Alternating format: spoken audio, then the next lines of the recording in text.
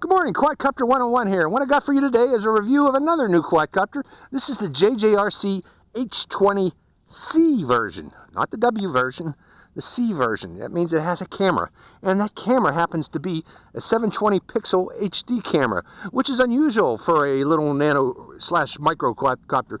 I guess this is more close to a nano than a micro, but that is kind of unusual for such a quadcopter. Usually you get little high res or little 640 by 480 resolution cameras. This one's 720p, which is 1280 by 720 pixel resolution. Additionally, as you can see, it is a hexacopter, and it is based on the previous H20 models. If you look at the controller, it is the same controller for the H20W. It even includes the little connector here to attach your phone. But even though it has this, this does not have Wi-Fi. So don't expect getting this to do FPV flying with. You cannot do FPV flying with this particular model, even though it's got that thing on it there. This does not have an FPV transmitter in it, in effect. Okay, it just has a camera recorder, and it also comes with a memory card, if you can see there, that records the video to that memory card. Now that's good in that we don't have Wi-Fi interference with this quadcopter, which means we can get greater range with the H20C than we can get with the H20W. The H20W's range was not very good. I can't remember what it was, but I think it was probably around 30 meters or something like that. This one should be able to go out much farther because, again, we don't have interference on the 2.4 gigahertz frequency, which is Wi-Fi, which is also the same frequency that this quadcopter uses for its controller. Other things on this, the controller buttons are all labeled, which is great. More or less, to turn on the camera, we press that button there, turn on and turn off the camera, the video camera. We can take a photo there. This is our on-off switch. This is our reset switch for reset. I believe it's for resetting headless mode bearing. And also, headless mode is activated by this button here.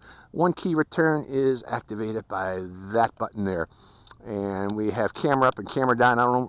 Can't remember what these buttons were for on the HW, but it's not implemented, whatever it is, on this particular quadcopter. We're going to go for a flight right now. Before we do, let me go over the battery of this. The battery seems to be somewhat proprietary. It's a little, let's say about a 150 or so milliamp hour, but the connector is the concern here. You're going to have a hard time finding these unless they're probably specifically made for this particular quadcopter.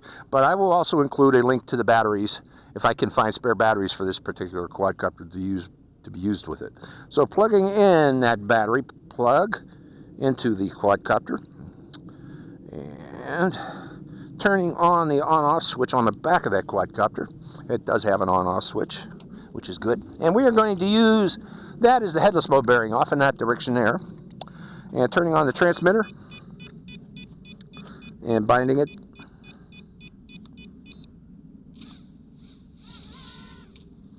Okay, I can hear that one of my propellers is touching one of these prop guards. It sounds, at least sounds like it. I'm trying to find out. It's probably that one there. And if it does that, you want to bend that particular prop guard out of the way so that does not happen. Okay, we should be good now. And before we even take off, I am going to turn the camera on because I want to record video.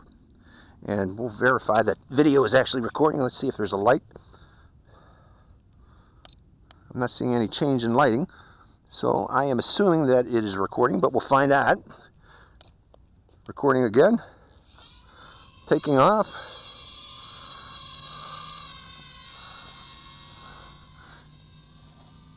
Okay, it is very stable. I am in beginner rate though. Let's take it up high, higher, and I'm hoping I'm recording. And I'm going to do a slow rotate.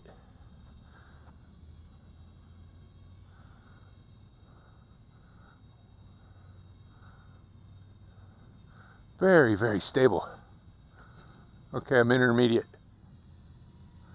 Coming back down again.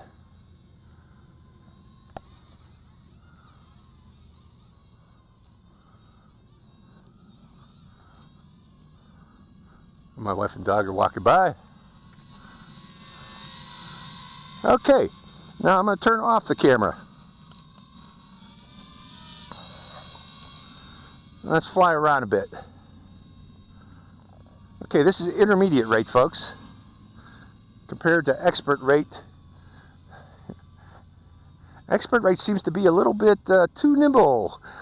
Here, let's see what I mean? It's got insane yaw, in other words.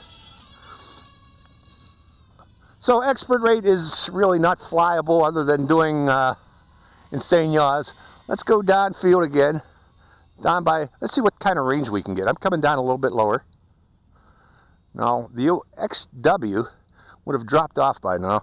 Turning on the video camera. Reason being, I want to see if I can get a reaction out of these snow geese down here. Camera's recording. Let's go over by those guys.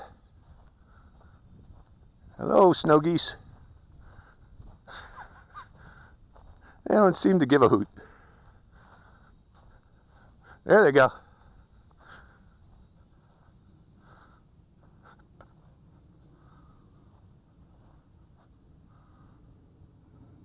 Coming back toward my position. I hope that was recording because that would have been cool, playing with the geese. Okay, we're going to turn off the video camera now. Now let's try headless mode. We are in headless mode now.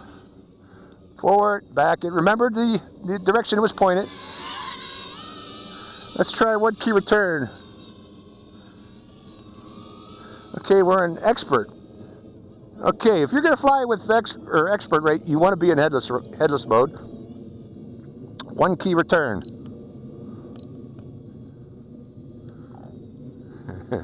Doesn't seem to come back very quickly. Let's bring it down low and go into 1 key return. I am in headless mode right now. 1 key return. And it comes back. It's just slow as compared to the rate it's in. Let's go out again one more time. Demonstrate that. Go out a little further. And 1 key return. And it's coming back down parallel down the headless mode bearing. So it does work. Okay. As mentioned, this is its yaw rate. It's extreme in expert rate. And if you want to fly in expert rate, you're going to need to be in headless mode. Because that yaw rate is just too extreme. Here, let's see if I can... You really can't fly horizontally in expert rate. But you can use the pitch of this expert rate, which is pretty significant if you're in headless mode. So you can fly in high rate, but you're going to need to be in headless mode because of the extreme pitch and the extreme yaw rate in particular. Coming out of headless mode. Going back to beginner rate. Let's bring it down so you can see this. Did I do a flip yet? Is there still power for a flip? Let's find out. Oh, I'm sorry, folks. There ain't power for a flip. I should have done that sooner in the flight. So I demonstrated the camera, and that's the power. That's the flight time you get with it too. So overall, depending on the quality of that video, this might be a buy, especially if the video is nice.